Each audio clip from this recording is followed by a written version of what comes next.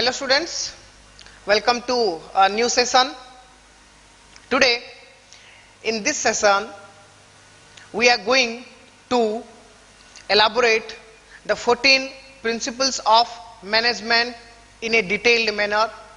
In our last class of the principles of management, we have already took 2 classes about the principles of management. In the first class we discussed about Henry Fayol, his experience, his working effort and his contribution, how he contribute to the management.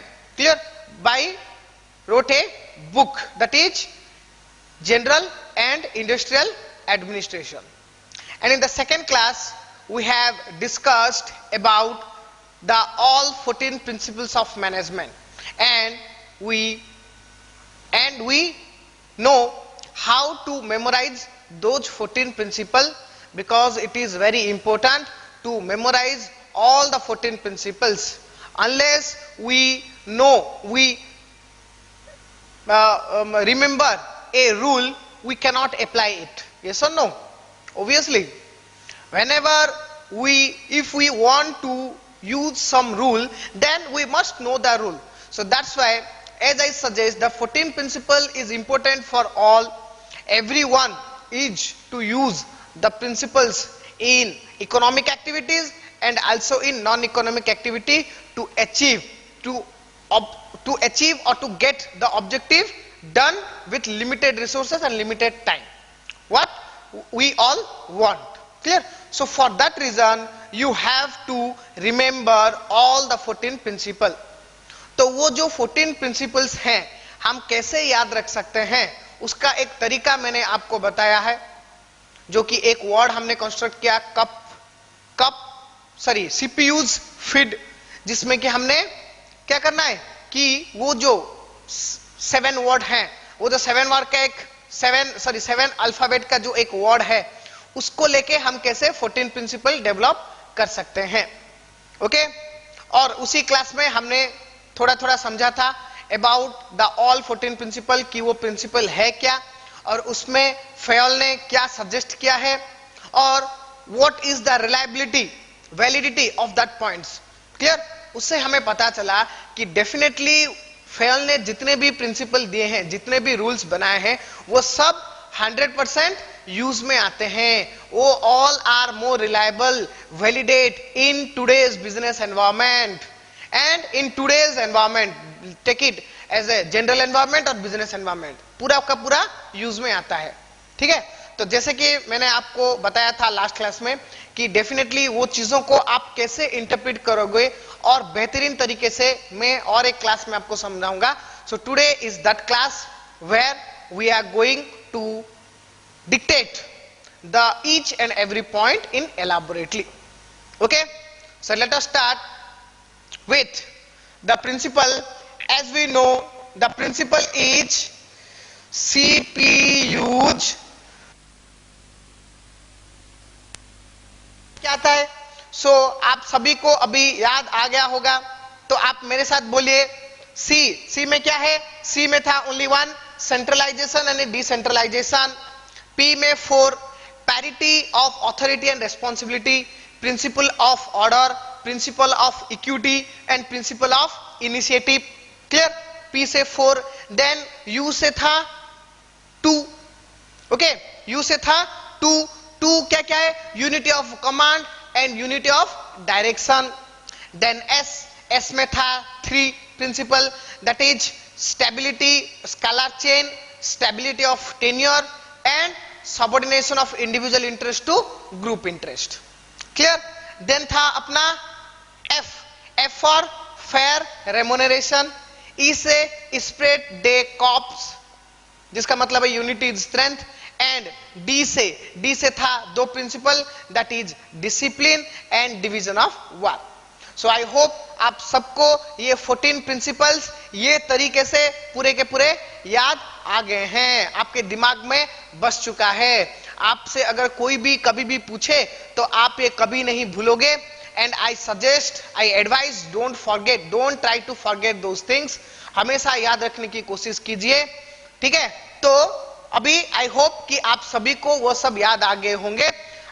ठीक है, तो कोई भी अगर कभी भी पूछे तो आप ये 14 के जो है प्रिंसिपल इजीली एक ही टर्म में जैसे बोल दो, विदाउट एनी ब्रेक, ऐसा होना चाहिए।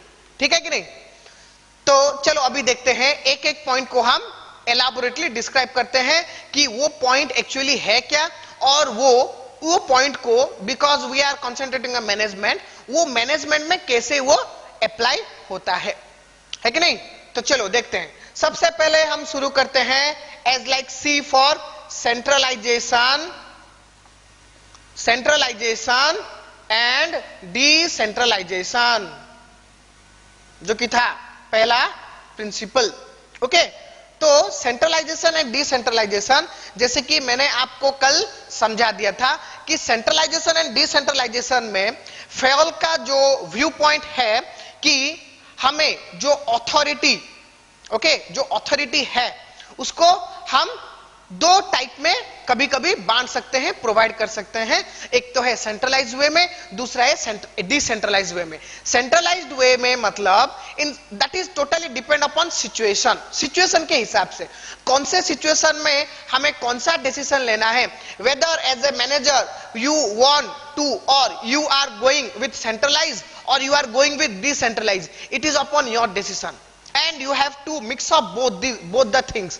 ऐसा नहीं कि हर बार एक ही चीज को फॉलो करना है, हमें कभी कभी क्या क्या फॉलो करना है अकॉर्डिंग टू आवर सिचुएशन। अगर कभी सिचुएशन है तो सेंट्रलाइज में जाओ, अगर कभी सिचुएशन है तो डिसेंट्रलाइज में जाओ, हो कि नहीं? तो ये है फेयल का सजेशन इन द मैनेजमेंट, है के?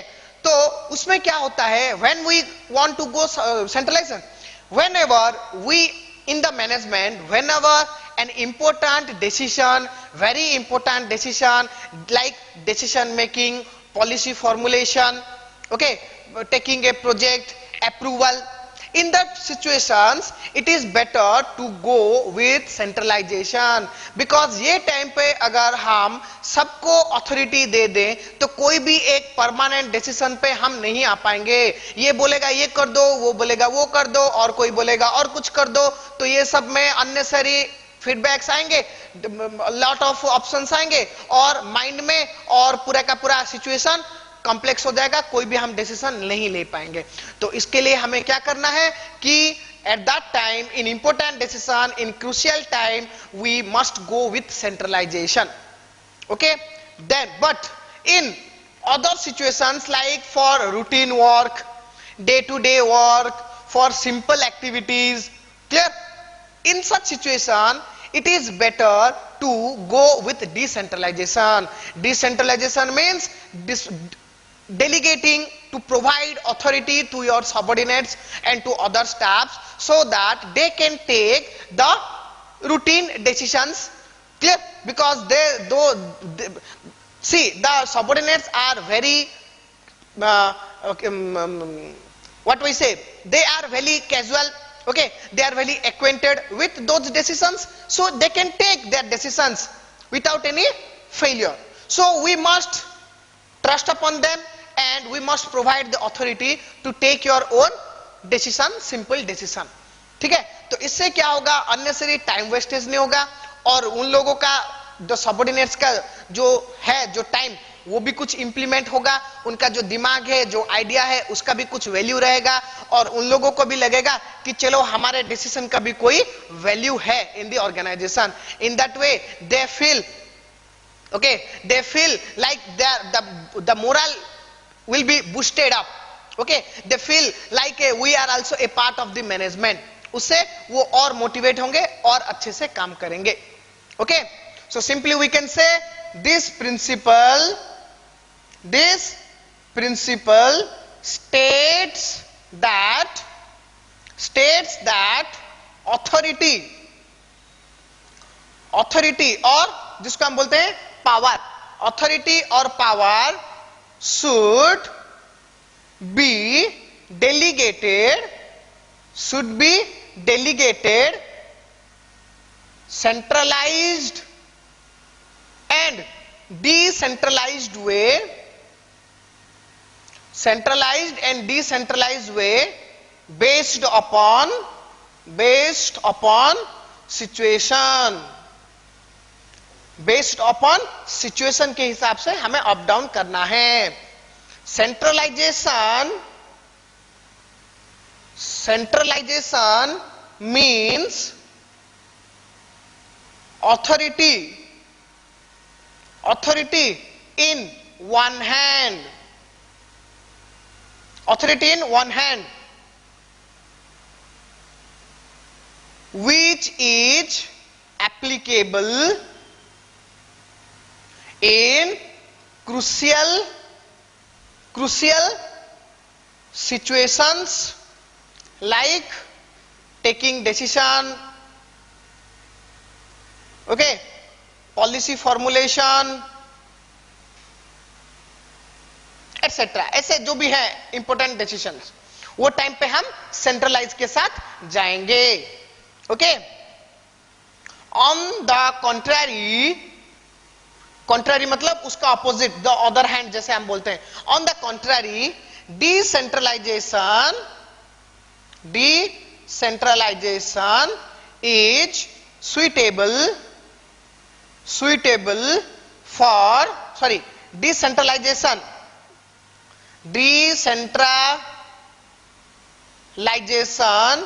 means power in many hands, which is suitable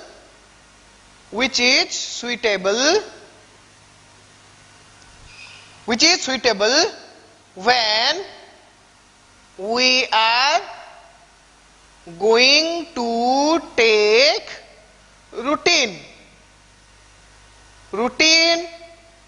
work,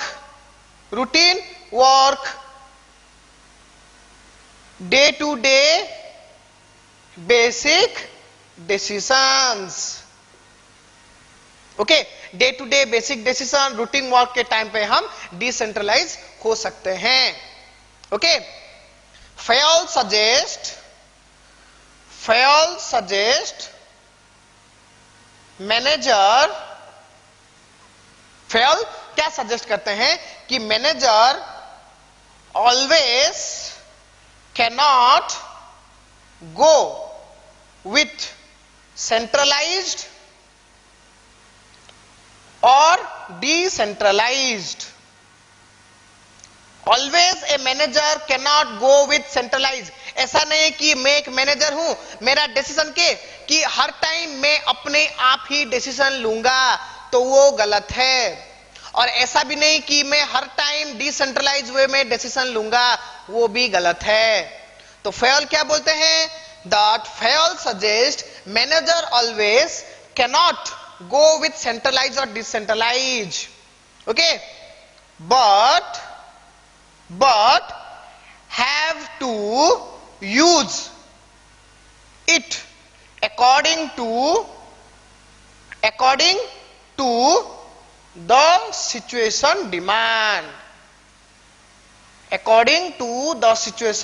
demand, situation जो डिमांड कर रहा है, क्या डिमांड?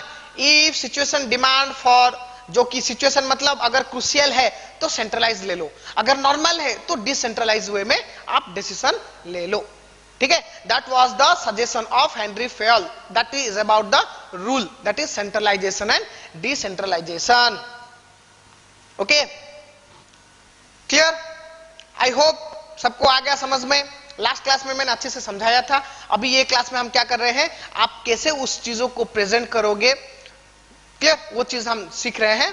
तो आपको बस इतना लिखना है, और इसके साथ अगर आप कुछ अपने दिमाग से और भी कुछ ऐड करना चाहते हैं, so you are most welcome, क्योंकि हमारा ऑब्जेक्टिव वही है, हम यही चाहते हैं कि बच्चे बुक लैंग्वेज पे डिपेंड करने से बेहतर है अपने अपने दिमाग से जो भी वो समझ पा रहे हैं, वो चीजों को अपने एग्जाम्पल के साथ उसको इंटरप्रेट करें, उससे और बेहतरीन आपका परफॉर्मेंस माना जाएगा।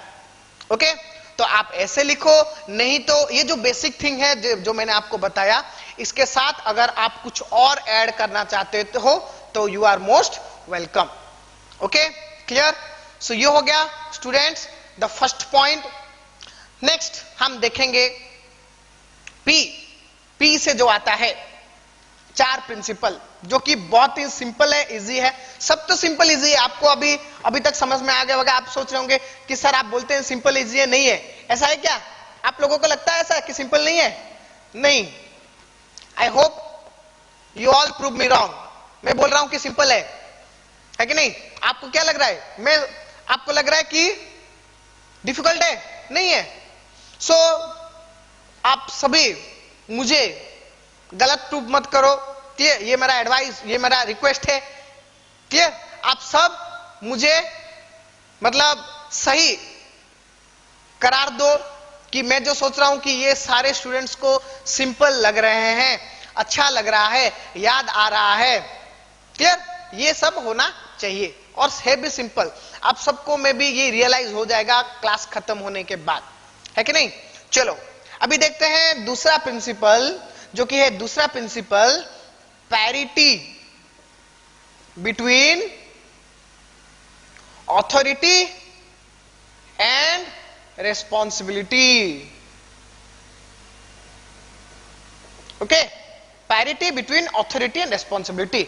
देखो स्टूडेंट्स, क्या है कि ये जो पॉइंट आप जब डिस्क्राइब करोगे तो it is better to describe as we did in level of management. जब मैंने आपको लेवल ऑफ मैनेजमेंट समझाया था, वो टाइम पे मैंने क्लियरली बता दिया था कि ऑथोरिटी और रेस्पॉन्सिबिलिटी ऑर्गेनाइजेशन में कैसा होना चाहिए। वही चीज को फेयल भी सजेस्ट करते हैं कि ऑथोरिटी और रेस्पॉन्सिबिलिटी की दोनों के बीच में पैरिटी होना चाहिए। Parity here suggest not equal, parity here means as per requirement, जितना चाहिए उतना दो। अगर आप सिक्योरिटी गार्ड को ज्यादा अथॉरिटी दे दोगे तो वो क्या करेगा? वो डेफिनेटली इधर उधर का काम करेगा, आपके ऑर्गेनाइजेशन में प्रॉब्लम क्रिएट हो जाएगा। बट अगर आप ले लो कि एक डिपार्टमेंटल हेड है, फाइनेंस डिपार्टमेंट का मैनेजर है, उसको अगर आप उतना अथॉरिटी ना दो तो वो दूसरों को ऑर्डर नहीं दे पाएगा, तो फाइनेंस डिपार्टमेंट का जो भी काम होता है वो पूरा का पूरा गड़बड़ हो जाएगा। तो उसको उतना जितना देना चाहिए उतना देना है। जैसे कि हमने वो डायग्राम में बताया था, है कि नहीं, कि कौन से एम्प्लॉय को कितना अथॉरिटी, कितना रेस्पॉन्सिबिलिटी देना है, दैट इज डिपेंड, जो कि था अपना, है कि नहीं? ये है टॉप लेवल, ये है मिडिल लेवल और ये है लोअर लेवल, है कि नहीं? They are the employees. और होता क्या है, इधर है अथॉरिटी और इधर है responsibility. Clear? So I hope आप सबको यह अभी याद आ गया होगा कि हमने क्या बोला था कि ऑब्वियसली टॉप लेवल के पास parity means they must possess authority because they are taking the most important decision. So उन लोगों के पास बहुत ज्यादा ऑथोरिटी होता है, बट रेस्पॉन्सिबिलिटी कम। ये है ऑथोरिटी वाला पार्ट, ठीक है, और ये है रेस्पॉन्सिबिलिटी, है कि नहीं? तो उन लोगों के पास ऑथोरिटी ज्यादा है, रेस्पॉन्सिबिलिटी उसके हिसाब से कम है, क्योंकि वो लोग ज्यादा काम नहीं करते हैं, है कि नहीं? बस ईयर स्टार्टिंग में डिसीजन ले लेते हैं, फिर टाइम टू टाइम सुपरवाइज करते हैं, बाकी पूरा ईयर ऐसे ही रहता है उन लोगों का, है कि नहीं? तो this is called the parity between authority and responsibility. जिसको जितना देना है उसको उतना, जिसको जितना चाहिए उसको उतना दो, ज्यादा मत दो। क्योंकि हमने वो देखा था, अगर हम इधर टॉप लेवल को कम कर देंगे तो वो डिसीजन नहीं ले पाएंगे, बट अगर मिडिल और लोअर लेवल में ज्यादा दे देंगे तो बहुत वो मतलब छोटे दिमाग वाले लोग बहुत ज्यादा सोचेंगे तो काम गड़बड़ हो जाएगा। That was the point parity. Parity का मतलब जितना चाहिए उतना दो, जितना चाहिए उतना। हम खाना जब देते हैं, जितना आपको चाहिए उतना ही खाना खाते हो, दैट इज द रूल। जितना चाहिए उतना दो, उससे ज्यादा की जरूरत नहीं है कि नहीं? तो जैसे मिडिल में क्या होता है, सब कुछ इक्वल रहता है, कि उन लोगों का काम भी वैसा ही रहता है मिडिल वाला, है कि नहीं? कि दोनों के बीच में लिंक अप करो, टाई अप करो, इन लोगों का ऑर्डर लो, इन लोगों को बताओ, इन लोगों का फीडबैक लो, उन लोगों को बताओ। दैट इज द जो कि मैनेजर लेवल का वर्क होता है। और बाकी लोअर में क्या होता है, देखो, जो उन लोगों के पास ऑथोरिटी बहुत ज्यादा नहीं चाहिए, हम लोअर में भी ऑथोरिटी देते हैं, जैसे कि सुपरवाइज को देते हैं, फोरमैन को देते हैं, है कि नहीं, देते हैं ना कि नहीं, उन लोगों को भी हम अथॉरिटी देते हैं। सुपरवाइज का काम क्या है, सुपरवाइज भी लोअर रैंक का है, बट उसका काम क्या है कि उसके अंडर 10 जन रहते हैं, वो सुपरवाइज करता है एक फ्लोर को, एक ग्रुप को, है कि नहीं, तो उसके पास भी अथॉरिटी है, बट उसको उतना ही अथॉरिटी दो। उसका अगर ज्यादा दे दोगे तो वो मिडिल लेवल के मैनेजर को ऑर्डर बताएगा कि सर आप ये कर दो, ऐसा तो नहीं है ना, वो उसको बोले। तो that is the parity between authority and responsibility. Okay, और उनका रेस्पॉन्सिबिलिटी बहुत ज्यादा है क्योंकि वो बहुत काम करते हैं और करवाते हैं, है कि नहीं। सो ये पॉइंट आप जब डिस्क्राइब करोगे, ये पॉइंट को, ये डायग्राम को आप डेफिनेटली उसको करोगे, ठीक है, ये डायग्राम को आप डेफिनेटली मेंशन करना है। Okay, so parity between authority, we can say this principle emphasize, clear, this principle emphasize that there must be a balance between authority and responsibility, in the organization. Okay, here balance means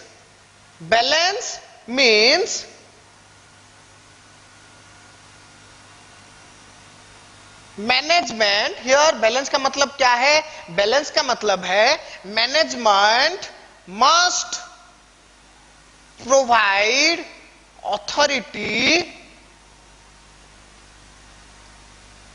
according to the responsibility, according to the responsibility. The balance here means management must provide authority according to the responsibility to the employees and vice versa. हम बोल सकते हैं and vice versa. vice versa का मतलब जैसे कि हमने इधर बोला authority according to responsibility and responsibility according to authority. Clear? Fayol suggest imbalance between authority and responsibility cause negative impact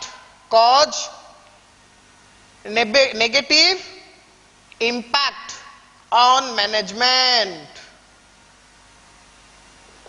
अगर दोनों के बीच में इनबैलेंस हो गया तो उसका जो नेगेटिव इंपैक्ट आएगा, क्या है उसका negative impact? The negative impact is that authority without responsibility, without responsibility, उससे क्या होगा? कॉज मिसयूज और ideal of power.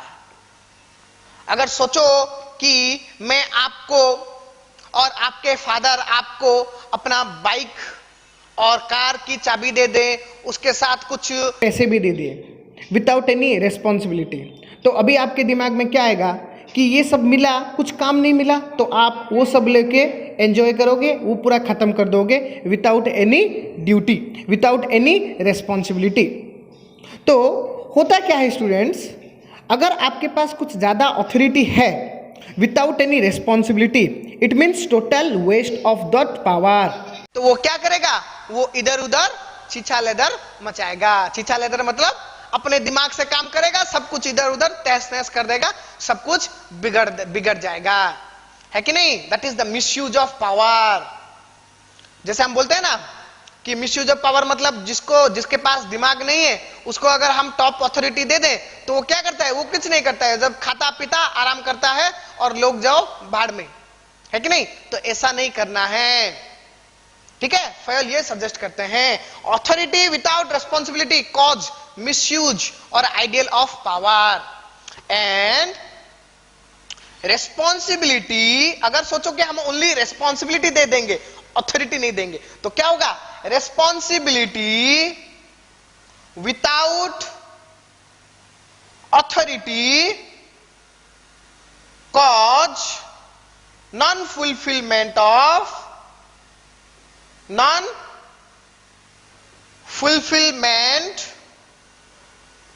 of task or failure of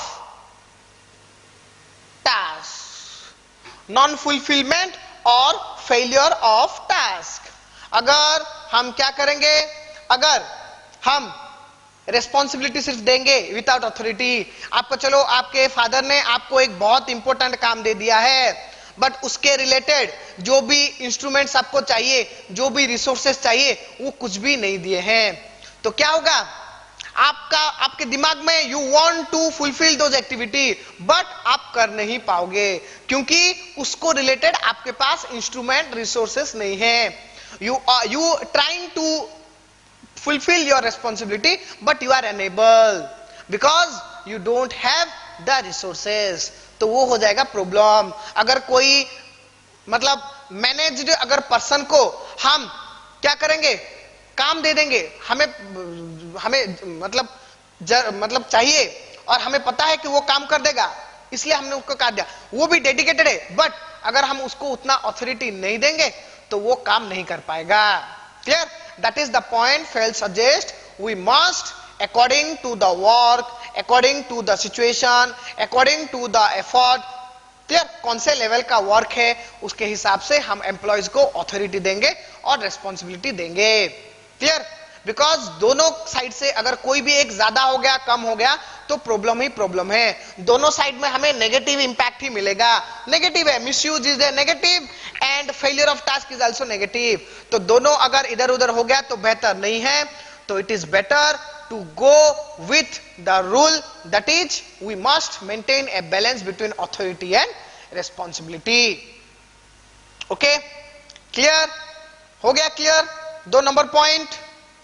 next है अपना third one,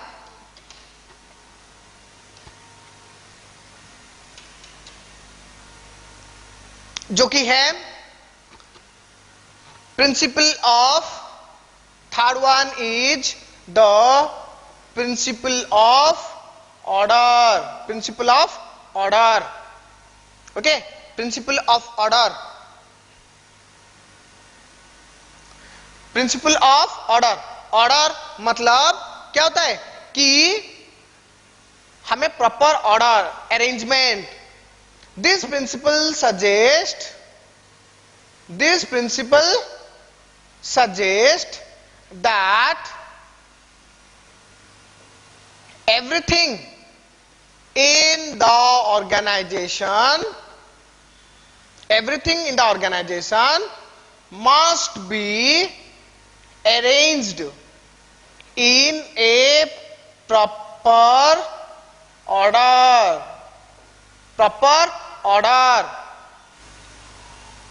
Order means everything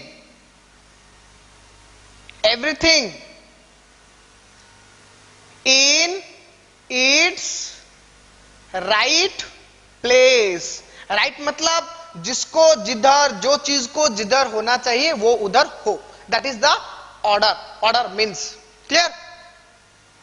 fail क्या सजेस्ट करते हैं? फेल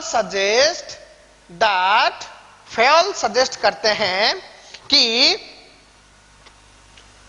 एक फ्रेज है जो कि है everything must be at its right place। Everything must be at its right place। Clear? Everything must be at its right place। जिसका जो प्लेस है, राइट प्लेस, वो जगह पे होना जरूरी है कि नहीं? जरूरी है। उसका मतलब क्या है कि ऑर्डर का मतलब है बेसिकली हमारा जो order, everything everything here means the persons and other resources. Persons and other resources. Person and other resources. Like person मतलब putting the right person at the right job and placing the right thing at the right place. This will ensure अगर हम ये करेंगे, जिसको जो काम आता है, जो जिधर होना चाहिए पर्सन, उसको वहां पे रखो, और जो चीज जहां होना चाहिए उसको वो जगह पे सेट करो. उससे होगा क्या? उससे क्या होगा कि अननेसेसरी जो वेस्टेज होता है टाइम का, एफर्ट का, एनर्जी का, है कि नहीं, और काम ना होने का, फेलियर होने का भी जो खतरा है वो भी कम हो जाएगा, है कि नहीं. This will ensure easy traceability. हम हर एक चीज को ट्रेस कर पाएंगे. अगर सोचो कि एक चीज कहां रहता है, वो अगर उसका स्पेसिफिक प्लेस है, वो अगर वहां रहता है तो हर कोई को पता है. तो जब भी हमें वो चीज चाहिए, हमें इधर उधर ढूंढने की जरूरत नहीं है. बिकॉज इजी ट्रेसेबल मतलब हमें पता है कि वो चीज वहां रहती है, हम झट से जाके उधर से ले लेंगे. दैट इज, ट्रेस करना बहुत ही आसान हो जाएगा. Okay. And smooth functioning. Smooth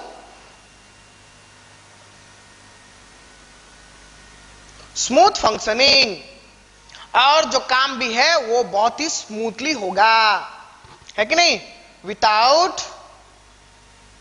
without any wastage of resources, है कि नहीं.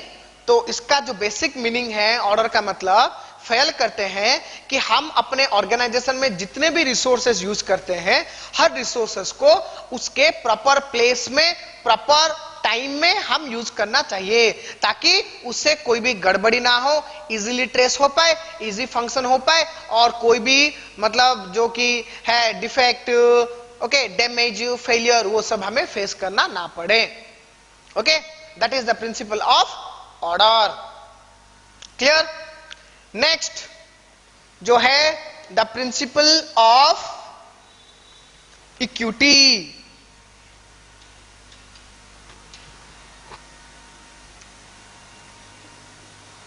Principal of equity.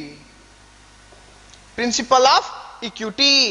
इक्विटी की मतलब equality for all employee. Equality for all employee. This principle focus on justice, equality, fair treatment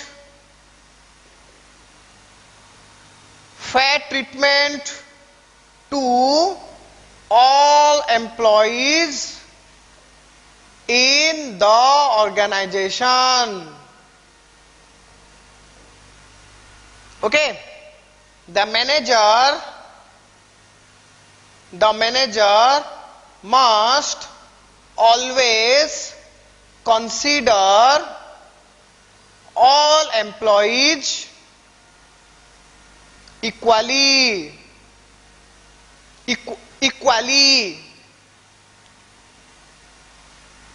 okay. Manager हर एक employ को equally consider करे. According, equally का मतलब हर कोई को तो नहीं होगा ना. इक्वली का मतलब और ये इधर है, consider all employ equally according to their designation. उनके डेजिग्नेशन के हिसाब से हमें जो उन्हें इक्वल ट्रीटमेंट करना चाहिए. इक्वल का मतलब ये नहीं कि वर्कर के साथ हम जैसे करें, अपने कॉलीग के साथ वैसे करें. हमारे जो टॉप लेवल के जो बोर्ड ऑफ डायरेक्टर्स के मेंबर हैं उनके साथ वैसे करें, नहीं, that is not equality. Equality का मतलब वर्कर मतलब all worker same category, board of director मतलब all board of director same category, है कि नहीं? ऐसा नहीं कि बोर्ड ऑफ डायरेक्टर और वर्कर को इक्वल करना है, नहीं, जिसको जितना चाहिए इक्वल जस्टिस होना चाहिए। ऐसा नहीं कि जैसे मैंने बोला कि सोचो वो एक वर्कर के बीच में एक है मेरा भाई, ठीक है, उसको मैं स्पेशल ट्रीटमेंट दे रहा हूं, वो नहीं, दैट इज नॉट इक्वल, क्योंकि मैं हर वर्कर के साथ जैसा करता हूं ट्रीटमेंट, उसको भी वैसा ही करना चाहिए, है कि नहीं? अगर उसको मैं स्पेशल ट्रीटमेंट दूं तो वो लोगों के बीच में, जो अदर एम्प्लॉय के बीच में क्या आएगा, उन लोगों के बीच में दिमाग में आएगा कि हाँ इक्वल ट्रीटमेंट नहीं है, ये that is a very bad thing, तो वो लोग वो कंपनी को, मैनेजर को पसंद नहीं करेंगे, ठीक है? आगे समझ में? So according to designation, Fayol suggests a manager should be equally treat all employees without any क्या क्या वो जो देते हैं ना, विदाउट एनी पार्शियलिटी,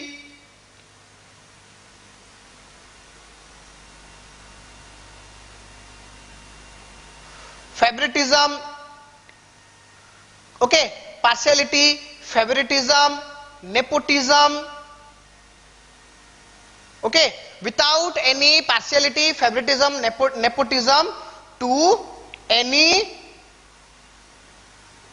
इंडिविजुअल, ठीक है, without giving any partiality, partial treatment, favouritism मतलब फेवर करना, कि एक गलती कर रहा है फिर भी मैं नहीं, उसका गलती नहीं है, उसको मैं कवर अप कर रहा हूं, फेवरेटिज्म दैट इज, मतलब हर टाइम में एक आदमी को फेवर करता हूं, मतलब हर लोग को पता है कि कुछ भी हो, सही हो गलत हो, वो कुछ भी करे मैं उसको फेवर में रहता हूं उसका, ये नहीं होना चाहिए, वो गलत करे तो गलत, सही तो सही। और नेपोटिज्म मतलब रिलेटिव्स को जो ट्रीटमेंट हम देते हैं, नेपोटिज्म दैट इज, नेपोटिज्म मतलब मींस वन टॉप मैनेजर और a authoritative person, clear, treat the relatives, relative मतलब मेरा भाई बहन, कोई भी मेरा रिलेशन का, उनके साथ में जो ट्रीटमेंट करता हूं वो है नेपोटिज्म। और फेवरेटिज्म मतलब अदर देन रिलेटिव्स, जो कि मुझे पता है ये मेरा दोस्त है और ये मेरा दोस्त का भाई है, मैं उसके लिए थोड़ा फेवरिज्म हूं, ओके, ये नहीं होना चाहिए, ये कोई भी कुछ भी नहीं होना चाहिए, ओके, बिकॉज और भी है without any favouritism, nepotism, okay, with to any individual, कोई भी फेवरेटिज्म, नेपोटिज्म ना हो, ठीक है? This type of practice boost the morale of employee as they feel like equal justice given to all and they get motivated, वो लोग motivate हो जाएंगे काम करने के लिए, क्योंकि ये तो एक बेसिक थिंग है। कहीं पे भी आपको अगर लगे कि इधर जस्टिस नहीं है तो हम लोग क्या करते हैं, हम दूसरी बार उधर अपना वॉइस रेज नहीं करते हैं और हम दूसरा अपना कोई दूसरा अरेंजमेंट हम ढूंढ लेते हैं कि नहीं ये कंपनी तो मेरा, ये कंपनी में रह के मेरा कुछ नहीं होने वाला है, तो बेटर है मैं कोई अदर कंपनी चला जाऊं जिधर मुझे अच्छा ट्रीटमेंट मिले, क्योंकि हर किसी को ये जो फेयर ट्रीटमेंट चाहिए। पैसा तो एक मैटर है स्टूडेंट्स, डेफिनेटली पैसा तो चाहिए ही चाहिए, काम के हिसाब से हमें सैलरी मिलता है, बट अच्छा सैलरी मिलता है उसका मतलब ये नहीं है कि फेवरेटिज्म हो, नेपोटिज्म हो कि नहीं, आपको अपने डिजिग्नेशन के हिसाब से जस्टिस ना मिले, वो अगर ना मिलता है तो कहीं पे भी कोई भी एम्प्लॉय रहने का मतलब ट्राई नहीं करता है, कोशिश नहीं रहता है दिमाग में, है कि नहीं? तो इससे क्या होगा, ज्यादा से ज्यादा लेबर टर्नओवर होगा अगर हम ऐसे करेंगे, है कि नहीं? अगर हम इक्वालिटी मेंटेन नहीं करेंगे तो टर्नओवर ऑफ एम्प्लॉय, मतलब एम्प्लॉय छोड़ के जाएंगे अपनी कंपनी, और हमें जो बेस्ट एम्प्लॉय वो भी चले जाएंगे, और जो भी आएगा बेस्ट अगर हो तो वो भी नहीं रहेगा, और जो खराब आएगा वो भी नहीं रहेगा, तो अपनी कंपनी में अच्छे से काम नहीं हो पाएगा. So that's why it is required to maintain equality, equity. Okay, then next point है initiative. The principle of initiative. The fifth one, principle of initiative. Okay, initiative का मतलब क्या है? This principle states that all employees possess some extra innovative creative out of box ideas in their mind. होता है कि नहीं? Obviously हर किसी के पास कुछ एक्स्ट्रा होता है अपने काम को रिलेटेड, जो वो काम करता है उससे कुछ अलग रहता है. Innovative, creative, out of box idea. So क्या बोलता है कि पोजेस होता है, employees possess some extra in their mind which are to be initiated by the manager of top level superior. Top level superior को वो चीजों को कंसीडर करना चाहिए, इनिशिएटेड करना चाहिए.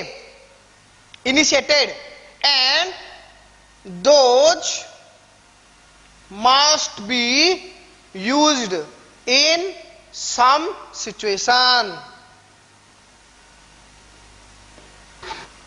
Okay, by doing this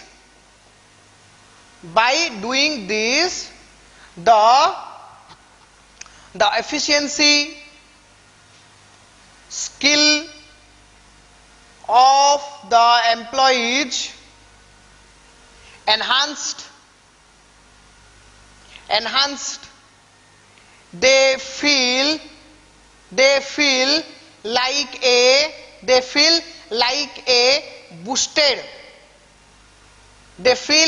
a boosted moral. They feel like a boosted moral.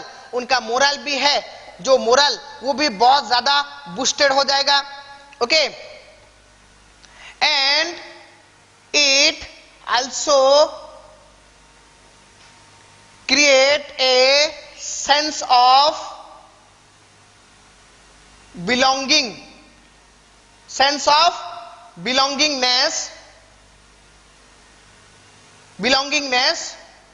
to the management.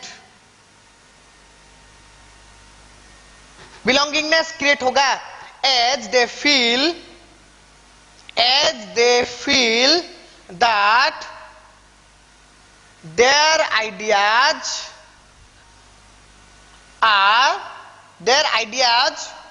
were also have some value in the organization.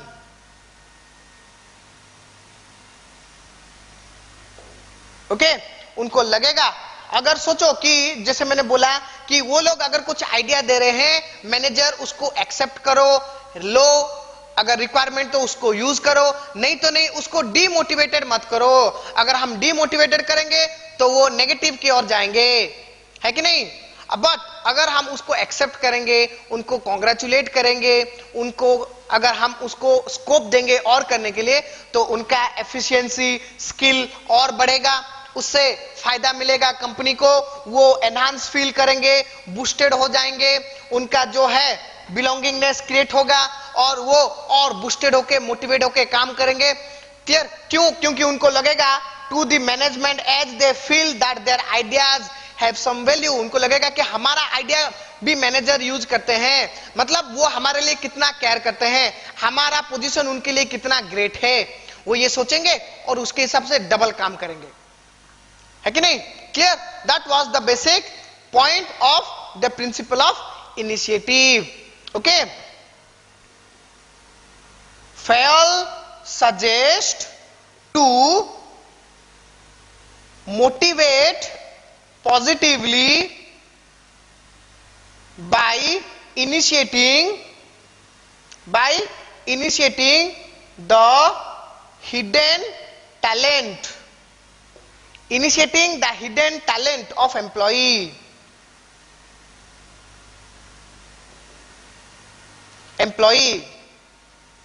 that provide positive result to the organization, वो organisation को positive result देगा definitely. Okay, clear हो गया? Point principal of initiative done. Next है अपना P से खत्म, then आ गया unity of command. Sixth one,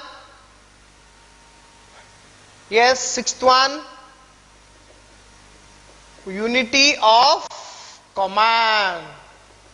unity of command, जैसे कि मैंने बोला कि यूनिटी ऑफ कमांड का मतलब वन सबऑर्डिनेट वन बॉस। एक जन को एक ही ऑर्डर दे तो वो कंफ्यूज नहीं रहेगा, उसके दिमाग में इधर उधर नहीं आएगा ख्याल कि क्या करना है, कैसे करना है, किसको ऑथोरिटी, किसको प्रायोरिटी देना है, तो वो अच्छे से अपना काम कर पाएगा, है कि नहीं? सो यूनिटी ऑफ कमांड देखेंगे हमें ये प्रिंसिपल क्या डिक्टेट कर रहा है। This principle states that one subordinate must be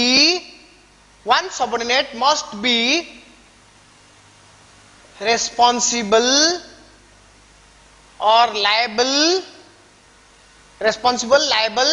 or listen or obedient to one boss only.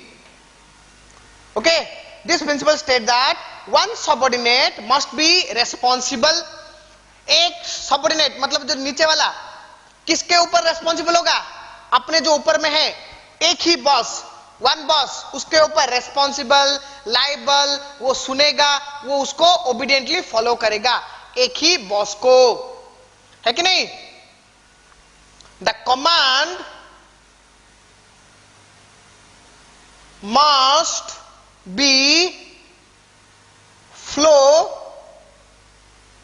uniformly from one boss to one subordinate.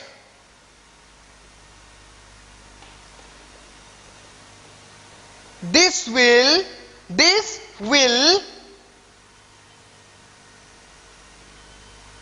will prove to be more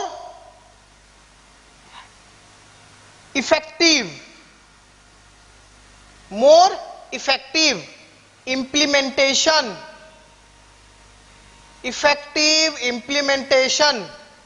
of order or command by the subordinate. उससे क्या होगा कि this will prove to be more effective, वो सबसे ज्यादा effective होगा किसमें? To implement of order command. अगर वन बॉस कुछ भी ऑर्डर देता है, कमांड देता है सबऑर्डिनेट को, तो उसको पता है कि मुझे कौन दे सकता है, एक को पता है कि मुझे ऑर्डर कौन देगा, कि मिस्टर राज ही देगा, तो उसको पता है वो और किसी के साथ अगर किसी से ऑर्डर आएगा तो उसको फॉलो करके वो टाइम एनर्जी एफर्ट वेस्ट नहीं करेगा। राज जो भी बोलेगा ए को, ए हमेशा रेस्पॉन्सिबल, लाइबल, सुनेगा, ओबीडियंट रहेगा राज को। तो क्या होगा, उसके दिमाग में कोई भी हापाजाइड थिंग्स नहीं आएंगे, वो कंफ्यूज नहीं होगा, वो इधर उधर का नहीं सोचेगा और वो डेफिनेटली राज को फॉलो करेगा। तो इफेक्टिव इंप्लीमेंटेशन होगा टास्क का, ऑर्डर का, कमांड का। ओके, अनलेस, उसका नेगेटिव पॉइंट भी देखते हैं, नेगेटिव साइड क्या है, unless unity of command, subordinate receive command from many boss, then they get confused about which task is to implement first, किस काम को फर्स्ट करना है, to whom importance was to given, importance was to given, importance किसको देना है, किसका काम सबसे पहले करना है, हुम टू बी आंसरेबल, आंसरेबल किसको होना है। ओके, ये सब चीजों को लेके उनके दिमाग में हो जाएगा गड़बड़, कंफ्यूज। तो क्या होगा, this will by the result the task remain unfulfilled, task remain unfulfilled, काम नहीं होगा। So Fayol suggest one boss, one command must be followed in the organization, at all level, कोई भी लेवल लो, टॉप हो, middle हो, lower हो, कोई भी लेवल ले लो, बट हमें क्या करना है कि ये चीज को अच्छे से फॉलो करना है कि एक बॉस एक जन को ही ऑर्डर देगा, एक सबऑर्डिनेट एक जन से ही ऑर्डर रिसीव करेगा।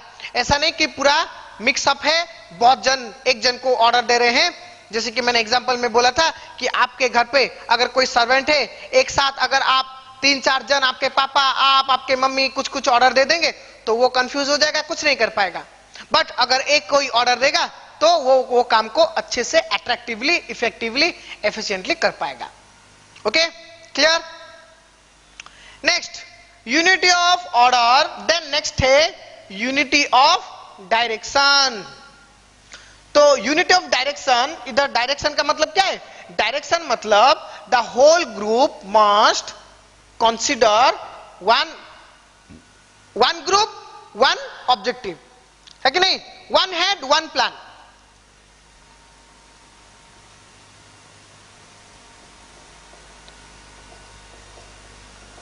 This principle suggests one plan for one group of activities. One plan, okay, one plan for one group of activity. Clear? One plan. पूरा जो पूरा का पूरा ग्रुप है, पूरा ग्रुप का एक ही प्लान होना चाहिए। ग्रुप में बहुत सारे मेंबर्स हैं, हर किसी का अलग अलग प्लान ना हो, हर कोई काम शुरू करने से पहले बस एक ही प्लान करे, एक ही डायरेक्शन में जाएं। The whole group of same task, जिनका काम एक हो। इसका मतलब ये नहीं है कि फाइनेंस डिपार्टमेंट जो काम कर रहा है परचेज डिपार्टमेंट वो कर रहा है, नहीं, according to their group, according to their task. But finance में हर किसी का finance that is same group, same task. Okay, group of same task. The whole group of same task must follow one plan and one direction. It will proved to achieve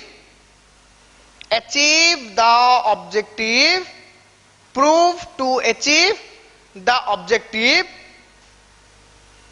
by the whole group at a time, without any deviation. कोई भी deviation नहीं होगा, नहीं आएगा, हर कोई अपना अपना काम मतलब अच्छे तरीके से करेंगे। पूरा का पूरा जो ग्रुप टास्क है वो एक ही डायरेक्शन में होगा, तो हर कोई अगर पहुंचेंगे, अगर सक्सेस होगा तो एक ही वे में होगा, अगर इफ फेलियर देन पूरा का पूरा ग्रुप फेल होगा, है कि नहीं? बट तो प्लान तो बहुत ही बेहतरीन होगा, तो डेफिनेटली सक्सेस ही सक्सेस मिलेगा, है कि नहीं? क्लियर? आ रहा है समझ में? That is the unity of direction. That means Fayol suggest one head, one plan for the whole group, of same activities. Fayol suggest कर रहे हैं कि एक हेड मतलब एक डिपार्टमेंट, एक ग्रुप, एक प्लान, पूरा का पूरा ग्रुप जो कौन सा है, जो सेम एक्टिविटीज का हो. उससे क्या होगा? अननेसेसरी जो होता है अपना जो क्लमजीनेस, कोई इधर कोई उधर, clear? This will avoid unnecessary plans, effort,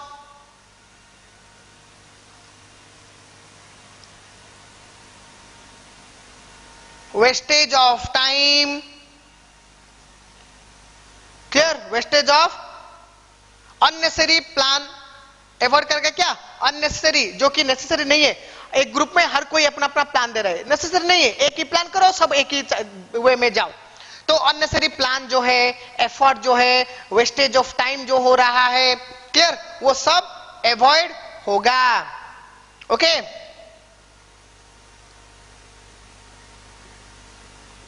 Unity of direction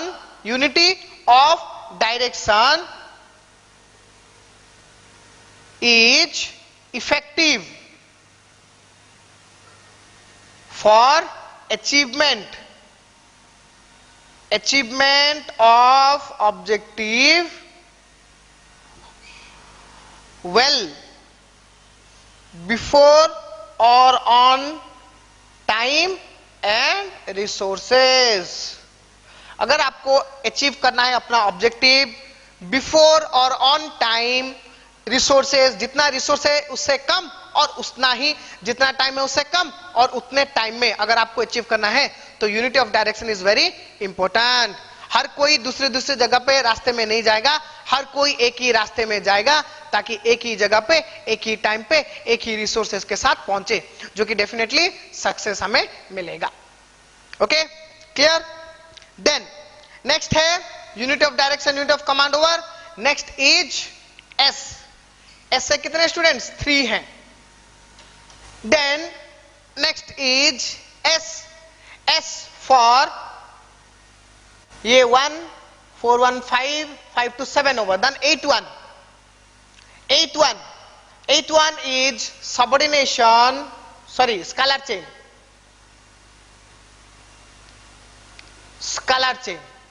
Okay, scalar chain क्या है? scalar chain जैसे कि मैंने बोला कि unbroken line of command.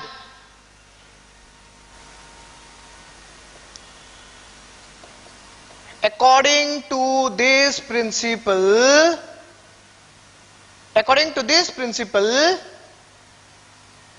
management should follow one unbroken line of command from top to bottom. Unbroken line of command from top to bottom, top से bottom तक, जो कि हमने पढ़ा था ऑर्गेनाइजिंग में, अपना जो structure, clear, the organisation structure जैसे होता है कि सबसे पहले है, ले लो चेयरमैन, ठीक है, चेयरमैन और प्रेसिडेंट कुछ बोलेगा और सीईओ कुछ बोलेगा, उससे जो ऑर्डर किधर जाएगा, सोचो कि ये दे रहे हैं तो उनसे ऑर्डर किधर जाएगा, कि अगर हम चेन फॉलो कर रहे हैं तो ले लो डिफरेंट डिफरेंट डिपार्टमेंट के, उससे जाएगा ए से बी, बी से सी से डी, क्लियर। वैसे जो और ग्रुप हैं ले लो कि डिफरेंट डिफरेंट डिपार्टमेंट्स, ठीक है, तो ये ले लो कि ये है ए, small B, small C, small D, ठीक है, और एक ले लो कि इटैलिक 1, इटैलिक 2, ये हो गया 3 और है 4, ऐसे ले लो कि सोचो डिफरेंट डिफरेंट है। तो यूनिटी ऑफ कमांड क्या बोलता है, सॉरी स्केलर चेन क्या बोलता है, we must set one unbroken line of command. Unbroken, ये कभी भी ब्रोक ना हो। ब्रोकन मतलब जब भी चेयरमैन कोई ऑर्डर देगा तो अगर ये डिपार्टमेंट में अगर डी को देना है तो वो कैसे आएगा, तो वो पहले देगा ए से बी, बी से सी से डी, ठीक है। अगर डी को कोई कुछ बोलना है ए को, तो they all must follow A unbroken line of command, जो कि सेट किया गया है उसको फॉलो करना है। तो ऑर्डर तो वो नहीं दे सकता ऑब्वियसली डी, वो फीडबैक देगा, कैसे, फॉलोइंग द लाइन। डी बोलेगा सी को, देन सी से जाएगा बी, बी से जाएगा ए, फिर ए से जाएगा टॉप। अगर सोचो डी को कुछ बोलना है ये जो अदर डिपार्टमेंट के डी को, तो वो कैसे जाएगा, D to C to B, B to A, ठीक है। देन ए टू जाएगा चेयरमैन के पास, वो फिर दूसरे डिपार्टमेंट में भेजेगा, वो जाएगा ए में, फिर बी, फिर सी, फिर डी। ऐसा पूरा जो सिस्टम फॉलो करके वो ऑर्डर इंप्लीमेंट होगा। ऑर्डर और रेस्पॉन्सिबिलिटी, ऑथोरिटी ले लो कि रेस्पॉन्सिबिलिटी, कुछ ऑर्डर ले लो कि फीडबैक ले लो, यही एक जो अनब्रोकन लाइन पूरा का पूरा फॉलो होगा। Okay,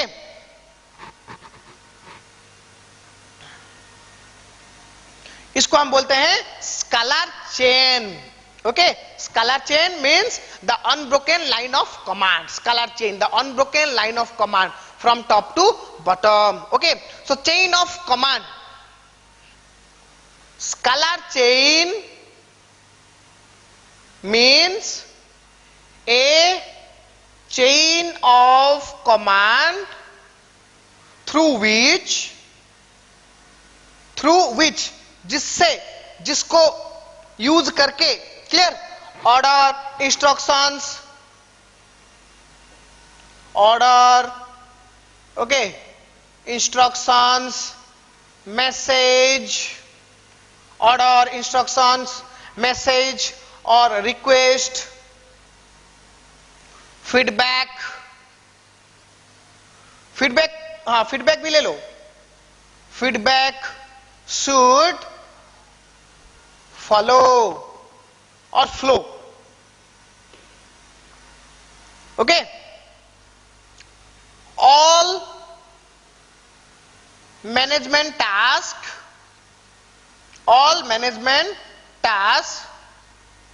done with official routine.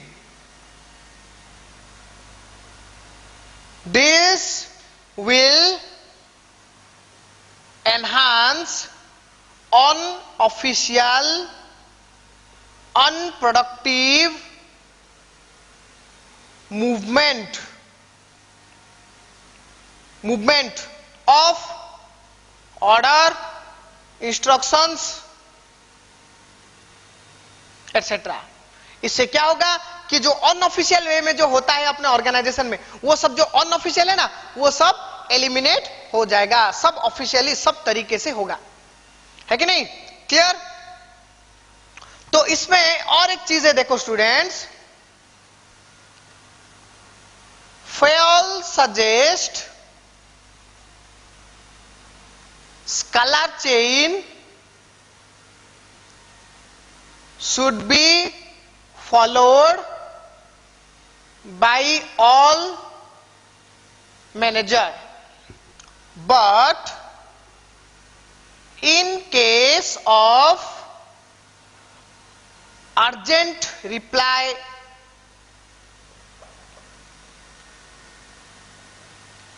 in case of urgent reply, okay, urgent communication,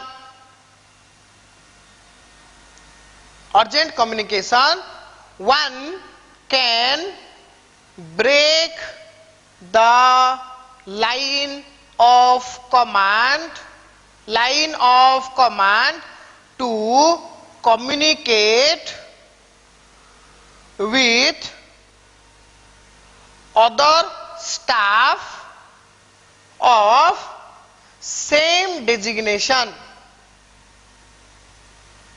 सोचो कि जो हम ले थे एग्जाम्पल में, क्या है कि जो डिफरेंट था ए, तो उसमें सोचो कि डी, कैपिटल डी को स्मॉल डी से कुछ बोलना है, कैपिटल डी को स्मॉल डी को कुछ अर्जेंटली बोलना है। अगर हम पूरा प्रॉपर ऑर्डर फॉलो करेंगे, पूरा लाइन फॉलो करेंगे, तो वो टाइम तक सब गड़बड़ हो जाएगा। अर्जेंटली कुछ बोलना है, इंफॉर्मेशन देना है, रिक्वेस्ट करना है, अर्जेंट रिप्लाई, अर्जेंट कम्युनिकेशन, तो वो टाइम पे अगर पूरा का पूरा ऑफिशियल मैटर फॉलो करेंगे तो अननेसेसरी टाइम में वो जो अर्जेंट काम है वो नहीं हो पाएगा, वो फेल हो जाएगा। तो इसके लिए हम क्या करते हैं, डी के साथ डायरेक्ट कांटेक्ट बना सकता है। Clear? Command without means one can break the line of command to communicate with other staff of same designation, ये होना चाहिए same designation, डी और वो जो था 4 इटैलिक 4 वो लाइन में जाएगा। अगर इसको उसके ऊपर कुछ बोला है तो वो नहीं बोल सकता, क्योंकि ये हो गया सबऑर्डिनेट। अगर दूसरे डिपार्टमेंट में अगर डी से बोल रहा है, स्मॉल डी से, कैपिटल डी स्मॉल डी, मतलब सेम डायरेक्शन में, सेम पावर, सेम अथॉरिटी, एक दूसरे को बोल सकते हैं।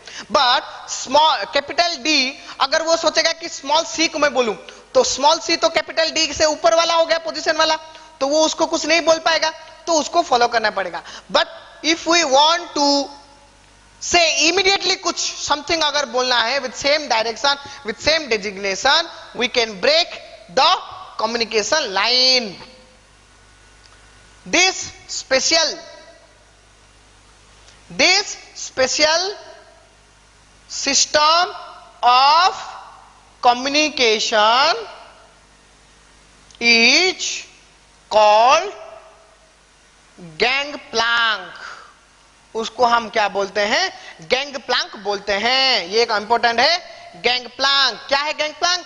गैंगप्लैंक का मतलब है जो कि अपना ऑर्डिनरी स्केलर चेन है, लाइन ऑफ कमांड है, उसको हम ब्रेक करके कोई भी एक दूसरे डिपार्टमेंट के सेम डेजिग्नेशन के एम्प्लॉय को, स्टाफ को डायरेक्टली हम कांटेक्ट कर सकते हैं in case of emergency without following the line of command, that is called gangplank. That is also applicable, वो भी होता है, बट कुछ केस में अर्जेंसी, ऐसा नहीं कि आप कम्युनिकेट कर दिए फिर आपको छोड़ दिए, नहीं, उसके बाद रिकमेंडेशन होगा, टॉप अथॉरिटी आपसे क्वेश्चन पूछेगा कि ऐसा क्या जरूरी था कि आपने वो जो लाइन ब्रेक किया। यू मस्ट हैव प्रॉपर, आपको प्रॉपर बैकअप होना चाहिए, प्रॉपर एक्सक्यूज आप देना चाहिए कि इतना इंपॉर्टेंट था इसलिए मैंने कांटेक्ट किया। Okay, so gangplank is a excuse to scalar chain because by considering the requirement of urgency, Fayol suggests that gangplank also must be there. अगर कोई इमरजेंसी हो गया तो ऐसा नहीं कि हम पूरा का पूरा ऑर्डर फॉलो करें, वो टाइम पे हम इमीडिएटली कांटेक्ट कर सकते हैं। Okay, clear? So that is about the scalar chain.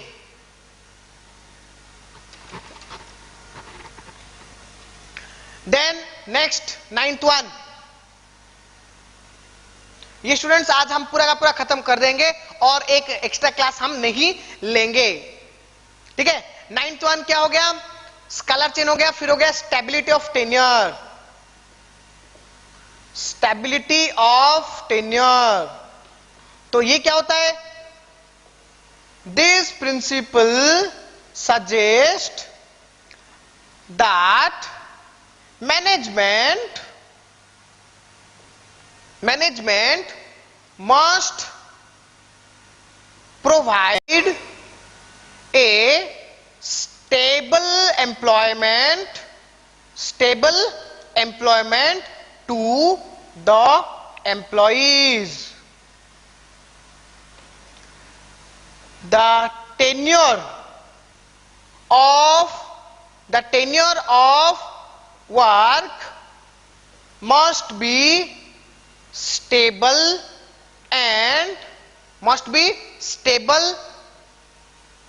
stable ले लो। ओके तो ये क्या बोलता है? Stability of tenure means this principle states that the management must provide a stable employment to the employees. The tenure of work must be stable.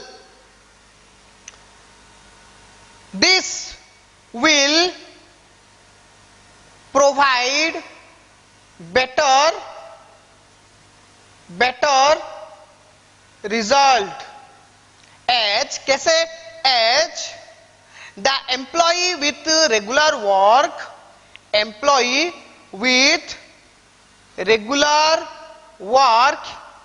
in a specific position. Okay, and the employee with regular work in a specific position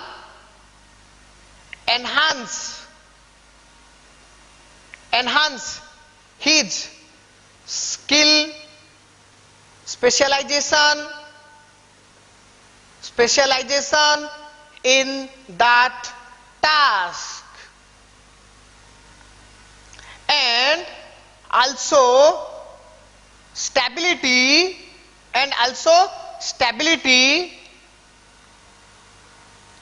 will create a sense of security and belongingness, or we can say sense of belongingness, loyalty of the employee towards management. Okay, towards management. तो क्या होता है कि अगर हम stability maintain करते हैं employ के साथ तो क्या होगा? वो एक ही जगह पे एक कॉन्स्टेंटली काम करेगा। तो एक काम अगर हम बार बार करेंगे तो डेफिनेटली वो काम में हम बेहतर हो जाएंगे, अपना स्किल बढ़ जाएगा, स्पेशलाइज हम हो जाएंगे, जिससे कि काम बेहतर होगा, है कि नहीं? ये एक अच्छा रिजल्ट है। और क्या है? Also create a stability will create a sense of security.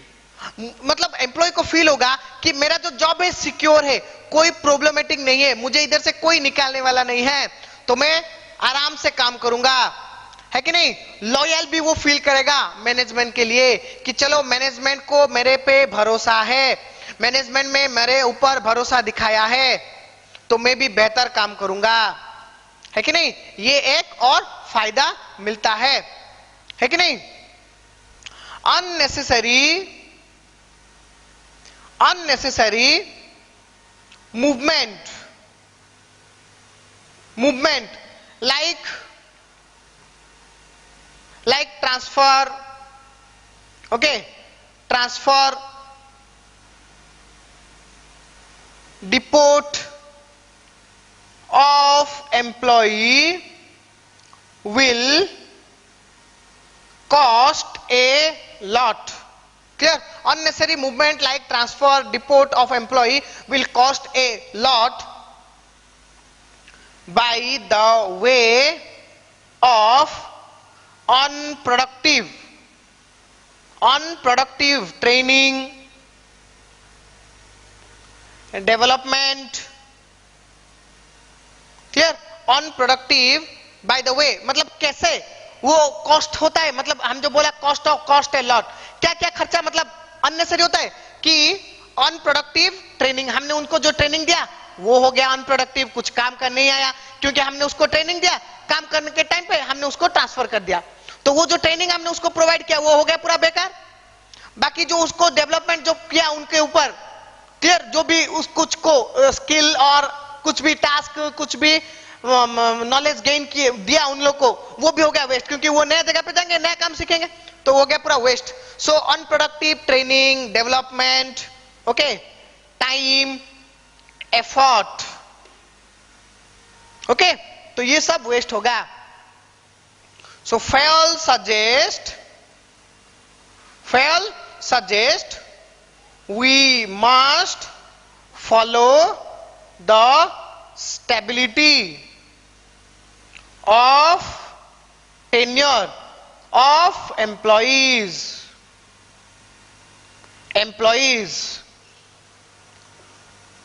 without unrequired, unnecessary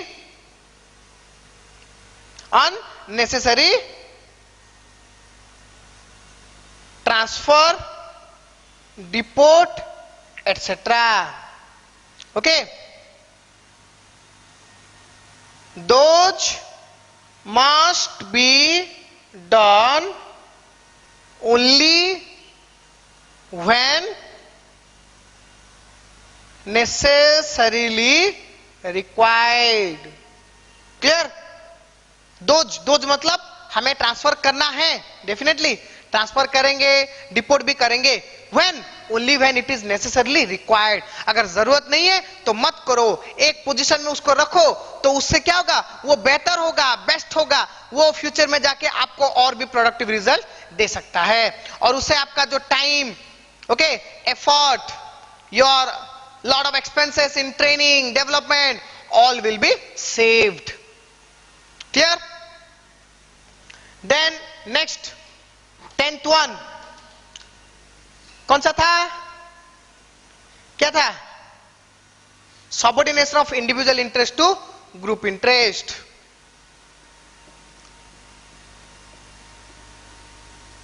subordination of individual interest to group interest. This principle suggests that no individual interest in the group members, no individual interest in the group members should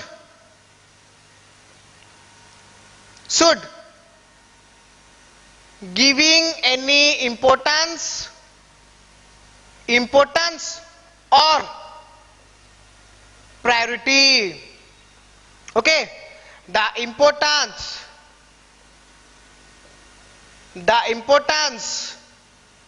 should be given to group interest. Clear? Individual must realize that fulfillment of group interest is more important than fulfilling their individual interest.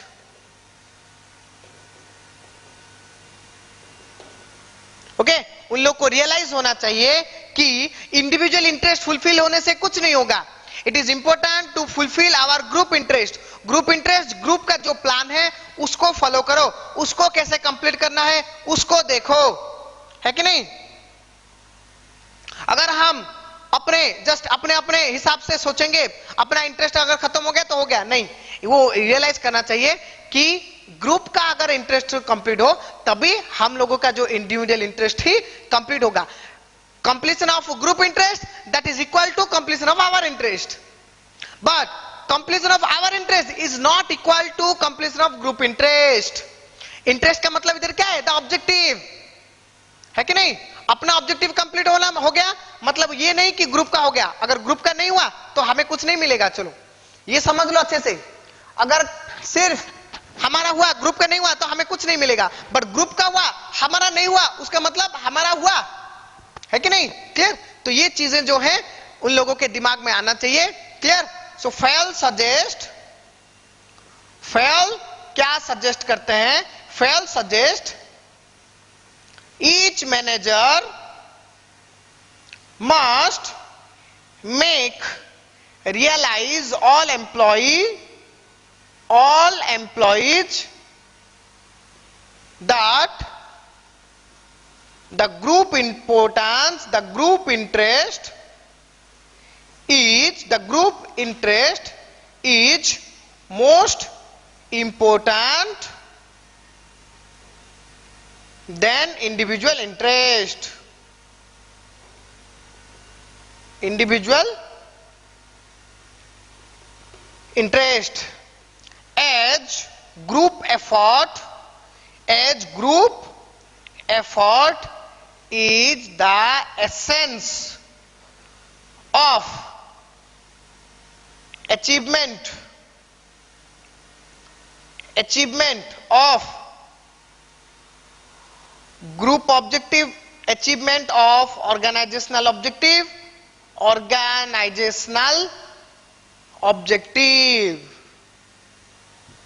which is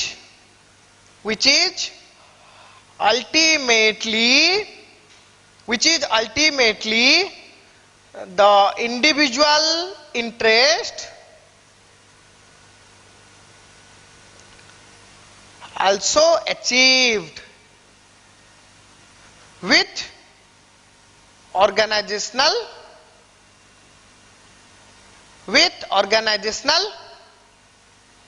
object. अगर organisation का objective fulfil हो गया तो indefinitely हमारा objective भी, individual objective भी fulfil हो जाएगा. क्योंकि ऑर्गेनाइजेशन का अगर फुलफिल हो गया ऑब्जेक्टिव, उसका अगर अच्छा प्रॉफिट हो गया तो डेफिनेटली वो प्रॉफिट में से हमको अपना अपना इंटरेस्ट मिलेगा. अरे स्टूडेंट्स, इंडिविजुअल इंटरेस्ट का मतलब क्या है? अपना जो सोशल ऑब्जेक्टिव, अपना जो पर्सनल ऑब्जेक्टिव कि अच्छा सैलरी मिले, रेपुटेशन मिले, प्रमोशन मिले, सोशल रेस्पेक्ट मिले. ये सब कब मिलेगा? जब कंपनी को प्रॉफिट होगा, अच्छा पोजीशन आएगा, मतलब मार्केट में अच्छा नाम होगा. तो ये चीजों को अच्छे से समझाना पड़ेगा मैनेजर को, और ये चीजों को फॉलो करना पड़ेगा हर एक एम्प्लॉय को in the organisation. Okay, clear? That is the subordination of individual interest to group interest. और जो बाकी का है स्टूडेंट्स देखो, next one is F for fair remuneration. Fair remuneration, this principle suggests that fair remuneration must be offered. Fair remuneration must be offered to the employees according to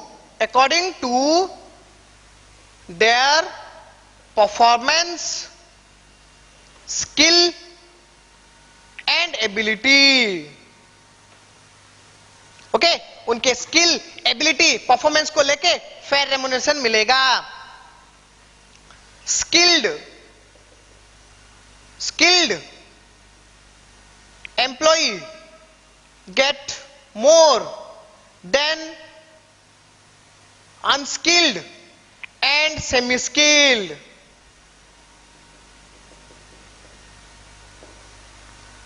Okay, remuneration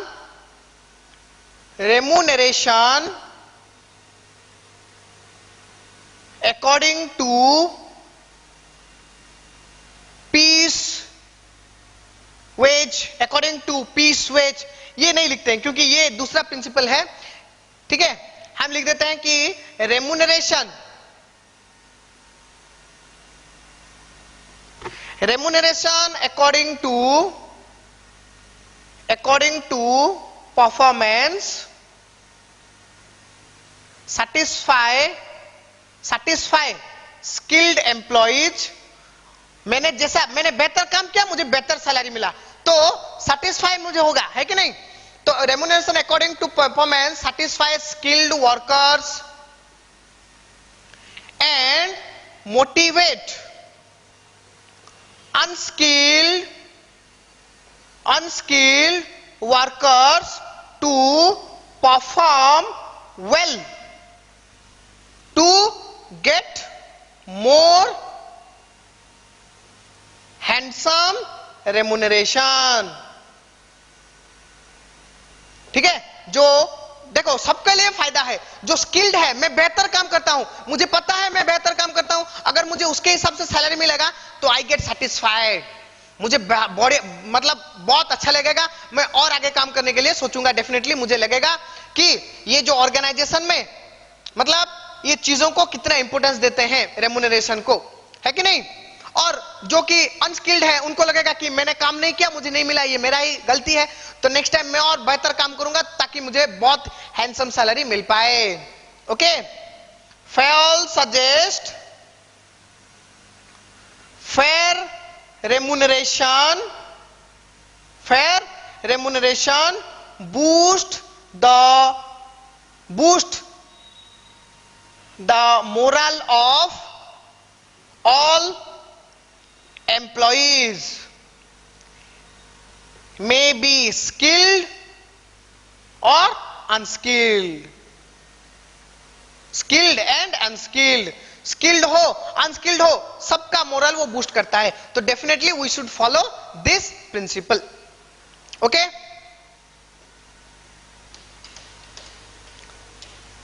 next हो गया 12th one is esprit de cops.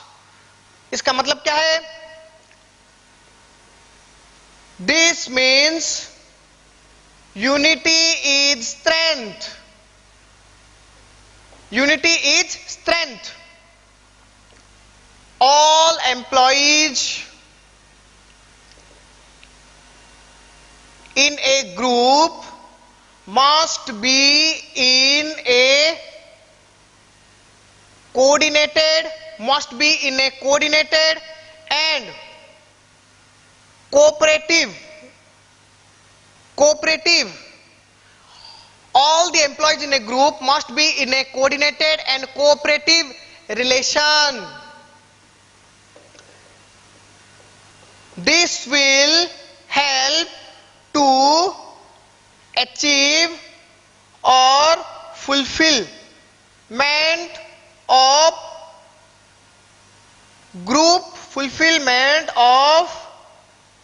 group objective by helping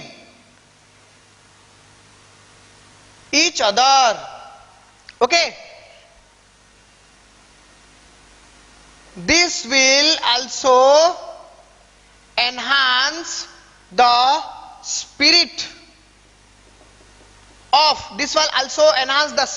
of individual employees.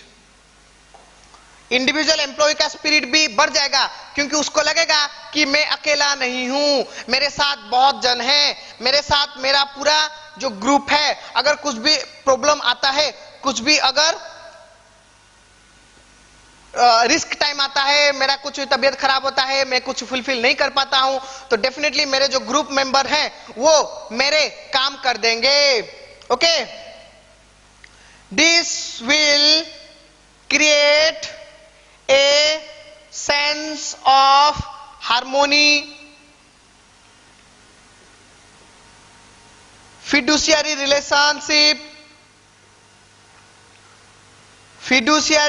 relation, create a sense of harmony, fiduciary relation,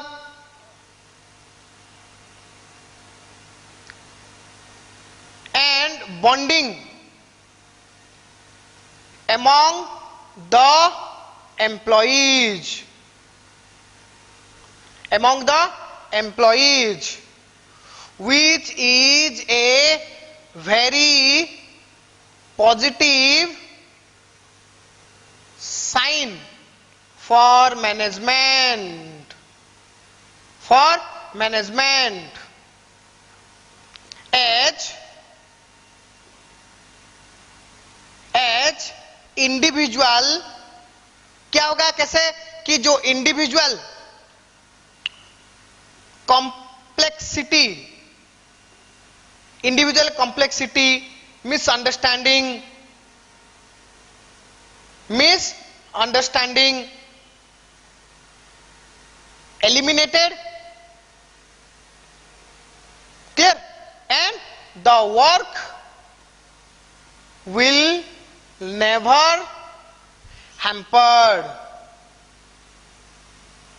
अगर सोचो कि group के अंदर एक जो 10 जन है उन लोगों के बीच में अगर नहीं चलता है और पूरे ऑर्गेनाइजेशन के अंदर जो ग्रुप्स हैं उनके अंदर नहीं चलता है, तो क्या होगा, एक ग्रुप दूसरे ग्रुप के साथ फाइट करेगा, अननेसेसरी कॉम्प्लेक्स होगा, तो ऑर्गेनाइजेशन का जो ऑब्जेक्टिव वो फुलफिल नहीं होगा और जो काम है वो बंद हो जाएगा. बट अभी क्या हुआ, यूनिटी ऑफ स्ट्रेंथ उन लोगों को समझ में आ गया, तो वो लोग क्या करेंगे, वो लोग लड़ाई झगड़ा ये सब बाकी नहीं करेंगे, तो उससे क्या होगा, काम कभी भी नहीं रुकेगा, काम कंटिन्यूसली चलता रहेगा, है कि नहीं? क्लियर? सो यही है ये प्रिंसिपल का ऑब्जेक्टिव कि पूरे के पूरे ग्रुप को यूनिटी में रहना है, हमें रखना है, उससे हमें बहुत फायदा मिलेगा. क्लियर? देन 13 एंड 14 जो कि है दो, एक तो है डिसिप्लिन. आप लोग को मालूम है डिसिप्लिन का मतलब क्या है कि नहीं? Discipline, this principle suggests that a management must have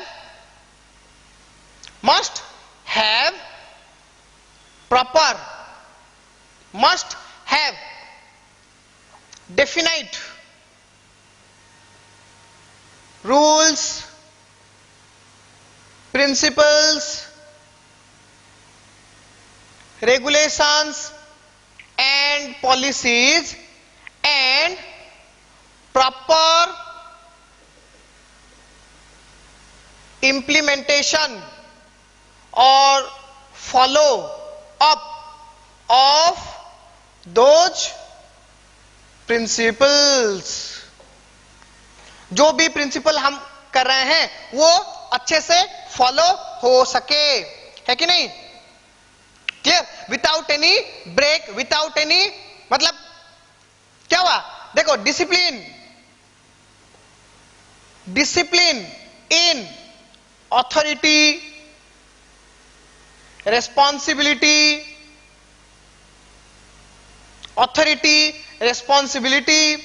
okay.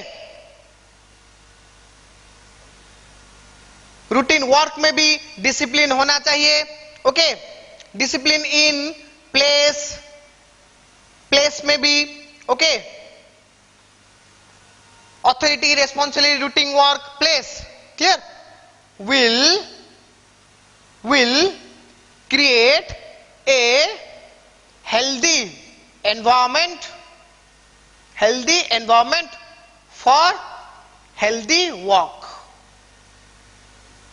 क्योंकि अगर डिसिप्लिन ना हो, हर कोई अगर रूल ब्रेक करेगा तो क्या होगा, रूल ब्रेक करने से कि कोई भी काम अच्छे से सिस्टमेटिक वे में नहीं होगा, है कि नहीं? और क्या होगा, अननेसेसरी एक दूसरे को ब्लेम करेंगे, है कि नहीं? एक दूसरे को क्या करेंगे कि ये उससे मतलब वो फॉलो कर रहा है, ये फॉलो नहीं कर रहा है. क्लियर? ये जो टाइप का जो डिफरेंट जो है कंफ्यूजन क्रिएट होगा ऑर्गेनाइजेशन में. बट अगर हम डिसिप्लिन मेंटेन करेंगे तो डेफिनेटली सब कुछ बेहतरीन तरीके से काम होगा, है कि नहीं? तो डिसिप्लिन से क्या होगा, it will enhance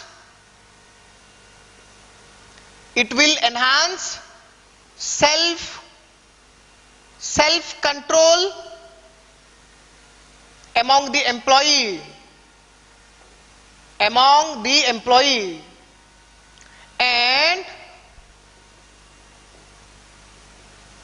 the controlling जो कंट्रोलिंग जो काम है विल बी मिनिमाइज्ड, क्योंकि अगर सब अच्छे से काम करेंगे without any mistake breakage by following the work discipline, तो कंट्रोल सब अपने अपने को कंट्रोल किए और कंट्रोलिंग का कोई जरूरत भी नहीं आएगा, कंट्रोलिंग जो काम वो मिनिमाइज हो जाएगा.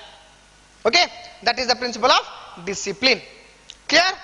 And then next the 14 students, जो कि हम ऑलरेडी जान चुके हैं कि division of task. Division of task, division of task, division of task का मतलब क्या है कि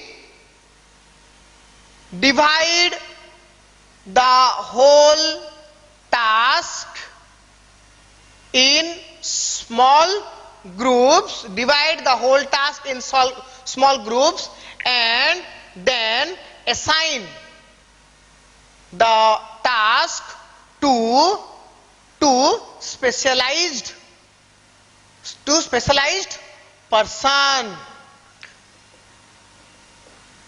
This will help in completion